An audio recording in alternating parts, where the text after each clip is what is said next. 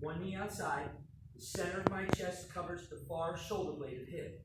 And then I'm bird's eye view with my eyes in my head, and it's one over, one under, right? So as I break him down, one knee in the middle, one knee outside, shoulder, the center of my chest covers the far shoulder blade, and I'm just here, okay?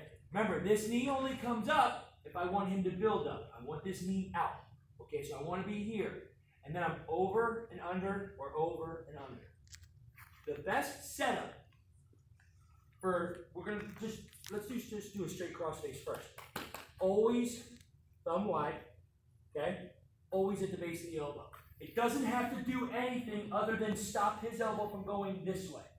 It doesn't have to push it that way. It's physically hard to do that, okay? Because he's strong and he's low and he's in a leverage position right now. All I've got to do is stop him.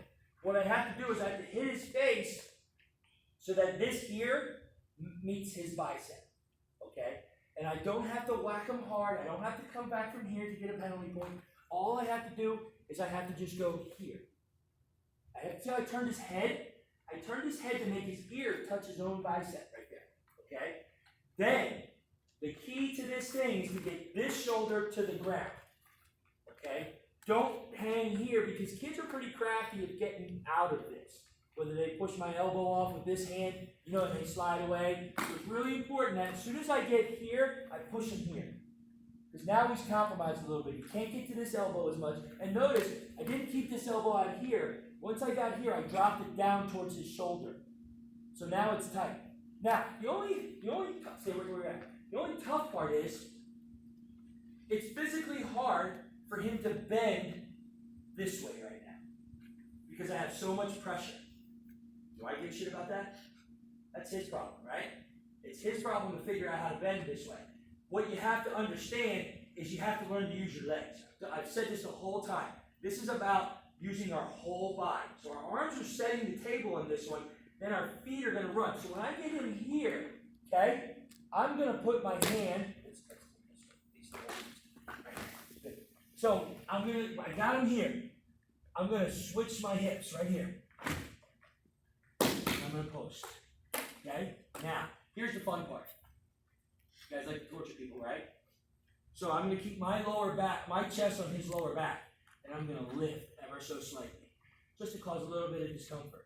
Okay? And then I'm going to post, I'm going to lift, and I'm going to run. Okay? I didn't even bother locking my hands in, and that was super tight. Okay? Crossface cradle, do you let go of the crossface ever? Never, never, never let go of the crossface. Because you put the guy in a much looser grip, right? So as soon as I get here, notice my feet are still out front. As soon as I get here, grab my own wrist. Now switch again. Pivot that knee point right there, and in here. Okay? Once you get here, we all know knee inside, head in the temple, and then pull as hard as you can to flatten him out. But again, stay in the referee position. So we're here, boom, we drive, bam, look, right there. He's going to bring his hands out. I can address. We can all do sorts of things here. Look, we can go here. When we do all that, we can go here. He starts to attack this. Look, I just gave me a crossface. See how simple that was? So that's same side.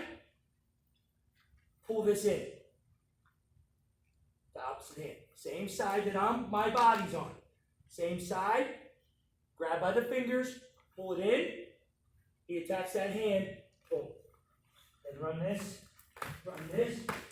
Run this. Pretty simple, right? Pretty basic. We give it a shot. 1, 2, 3.